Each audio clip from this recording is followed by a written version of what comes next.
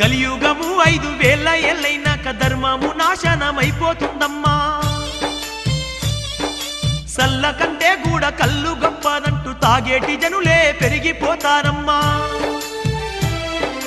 దేవుడే లేడాను నాస్తికవాదులు దేశ దేశాన ఎక్కువైతారమ్మా.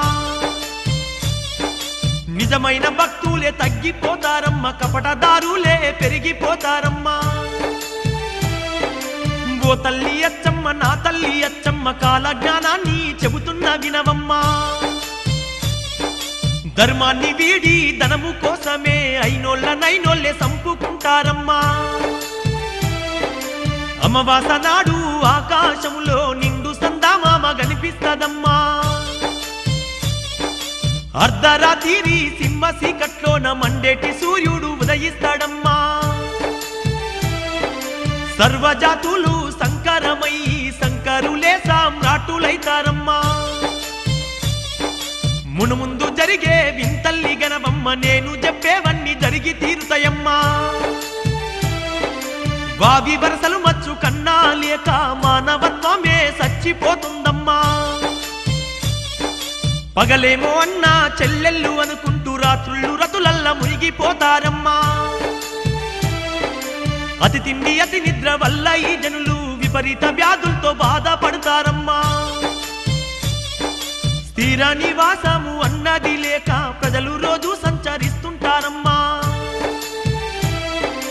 ఓ తల్లి అచ్చమ్మ నా తల్లి అచ్చమ్మ కాల జ్ఞానాన్ని చెబుతున్న వినవమ్మా.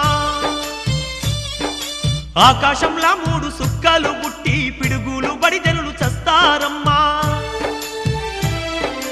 పట్టపగలు సుక్కలాను చూసి లెక్కలేని జనులు రాలిపోతారమ్మా. ఇనుప స్తంభాలు చిగురిస్తాయమ్మా, రెమ్మలు సాగి పూలు పూస్తాయమ్మా. అడవి జంతువులు నగరాలపై బాడి నరుల నెత్తూరును తాగి వేస్తాయమ్మా. ఓ తల్లి అచ్చమ్మ నా తల్లి అచ్చమ్మ కాల జ్ఞానాన్ని చెబుతున్న వినవమ్మా. ఏనుగేమో పంది పిల్లల్ని గంటే పందులు కోతుల్ని గంటాయమ్మా. రెక్కలొచ్చిన కోడి పిల్లలు మనిషి భాషలో మాట్లాడుతాయమ్మా.